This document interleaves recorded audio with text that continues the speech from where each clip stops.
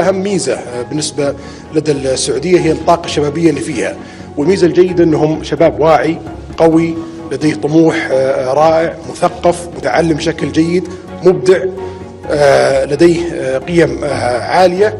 باقي فقط أن نضع الرؤية ونعمل عليها. الشباب بلا شك هم أهم روافد هذه الرؤية وتحقيقها. السلام عليكم ورحمة الله وبركاته. أولا أبارك لنا كسعوديين اختيار إكسفورد للطيران السعودية لفرعها في الشرق الأوسط.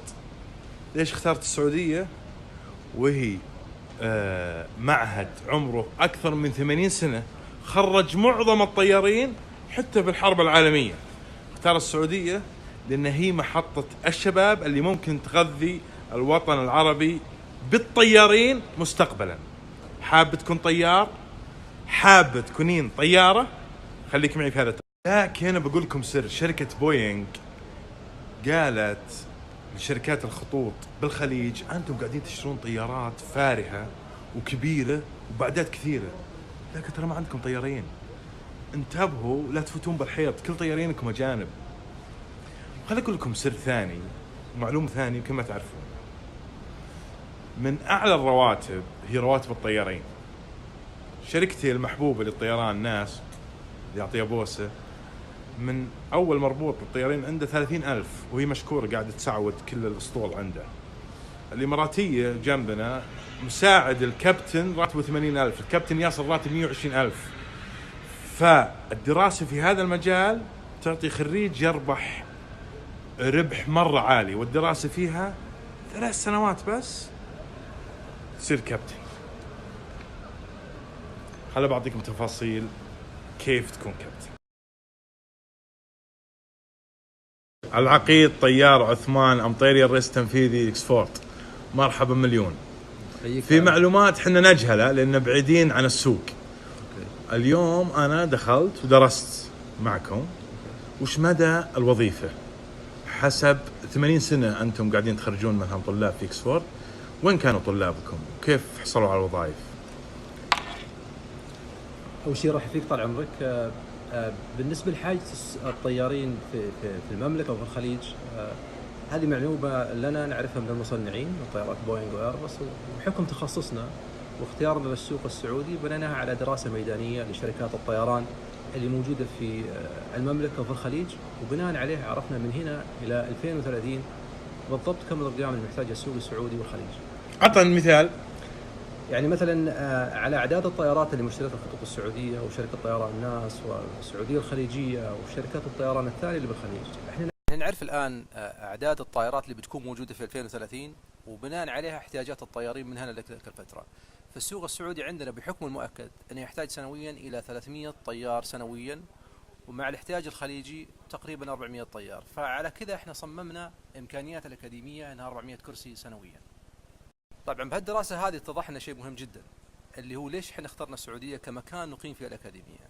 في 2030 صناعة الطيران في المملكة بتكون هي الأكبر في الشرق الأوسط، وبالنتيجة احنا اسمنا يفرض علينا أن نكون مع الزبون الأكبر في الشرق الأوسط اللي هو السعودية. قد يكون الآن في شركة طيران أكبر، ولكن في 2030 بتكون السعودية هي الصناعة الأكبر، وعليها احنا قررنا نجي ونكون احنا اللي يقدم الخدمة للزبائن. ليش اخترتوا الدمام؟ الدمام طبعا بحكم المكان انها قريبه 50 دقيقه من الكويت، 50 دقيقه من دبي، فزبايننا اللي موجودين الان اللي يقدمون طلابهم لنا في بريطانيا احنا ودنا نكون بالقرب لهم. بالنسبه لمعايير القبول والتسجيل عندنا حقيقه احنا يمكن الاعلى والاصعب في العالم، هذه الحقيقه لسبب معين، انه العالم الان ما عاد يبغى طيار فقط يعرف يقود الطائره. شركات الطيران الان تبغى طيار يضيف لها، يترقى في وظيفته. طيب يعني فيصل لو جيت انا الحين دفعت رسوم ودخلت ولدي ما تقبلوه؟ لا طبعا ما نقبلها يعني. ابدا. يعني احنا المتقدمين عندنا الان من فتحنا القبول والتسجيل اكثر من 4100 متقدم لحد الان، ما قدرنا فعلا نجد منهم تنطبق عليه المواصفات اللي نعرف انه بكره بيمثلنا تمثيل جيد قدام شركات طيران اللي يمكن بحدود 70 طالب. الله. طبعا هذه هي المعايير. يعني الطيران الان في العالم صناعه فيها احتراف وفيها تقنيه وفيها علم فقط. يعني اوكسفورد يمكن من الاكاديميات اللي موجودين في العالم اللي يقدمونها بشكل محترف. سيد عثمان، اليوم الناس في ثورة قيادة المرأة، لكن اليوم أنتم تدخلون تقود الطيارة، لكن وش المعايير في تدريب النساء كخريجة تكون طياره، مع علم اني انا ما عمري الصراحه ركبت طياره ولقيت يعني كابتنه.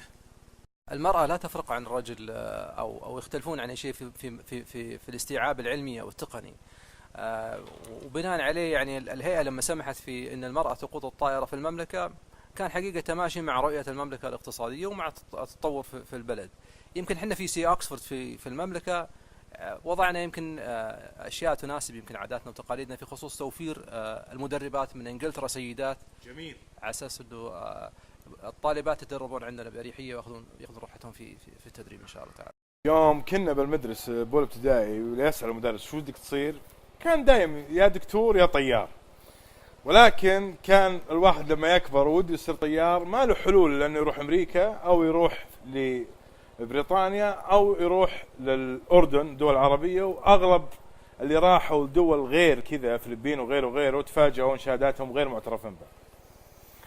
ولكن خلينا أقول لكم إنه في تفاوت في قيمة سعر الدراسة، لأنه في دراسة ممكن أنا أدربك على طيارة نظام قديم وآليات قديمة، وفي طيارات حديثة. إكسفورد عادة تتماشى مع الموديلات الجديدة، والدراسة عادة تكون فيها حديثة، لذلك تكلفة الدراسة فيها لمدة 3 سنوات قرابة 370 ألف ريال. ولكن اللي يتخرج طيار يدخلهم بأول سنة يدخل كل المصاريف اللي يدفعها على الدراسة، لأنه وظيفة ذات دخل عالي. اللي حاب يستثمر في ابنه أو بنته وبعد 3 سنين يقصد كيكه وياه يصير كابتن أو تصير طيارة، هم يحتاجون ابنك أو بنتك بعد الثالث ثانوي. حتى لو ما كان يجيد اللغة الإنجليزية هم يبدون معه من الزيرو لين يسلمونه كابتن ويبدأ يقود الطيارة. خليكم مع الفيديو الجاي، هذا يوضح فكرة إكسفورد.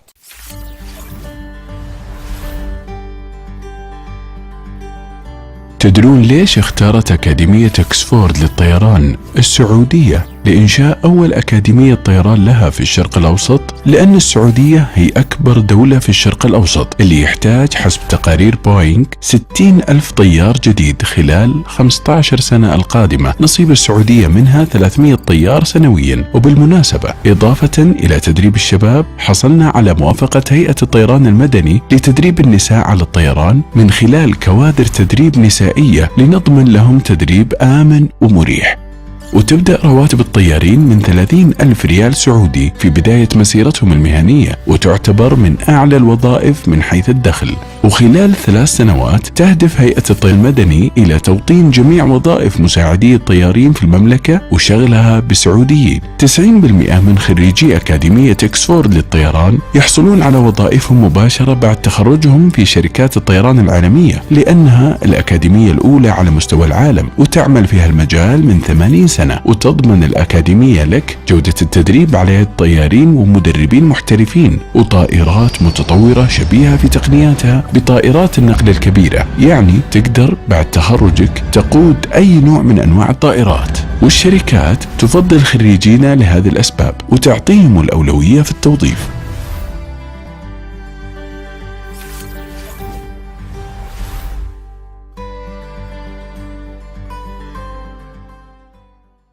إكسفورد لازم تفهم عراقة هذا الاسم في عالم تدريب الطيران عشان ما تستكثر السعر، علما ان هذا السعر فيه دفعات له على مدار 3 سنوات، وفي بنوك تسوي تسهيلات، مسوي اتفاقية مع إكسفورد علشان تقسيط المبلغ، والمتدرب معهم سواء ولد او بنت ميم حفول مكفول عليهم السكن والنقل والتدريب ولين يعطونك اياه وبه خطين بذا.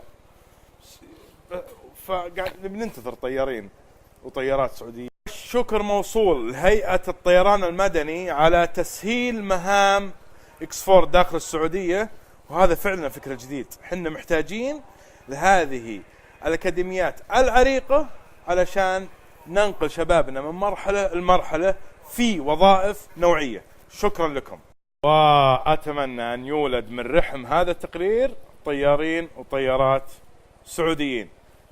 ارفع الشاشة لفوق وتبي تحصل الموقع حقهم اللي ممكن تقدم عليه. بالتوفيق يا كابتن. ما شاء الله يا شرقية على هالجو. ايش رايك؟ تقل تنفس بخزان قسم والله العظيم.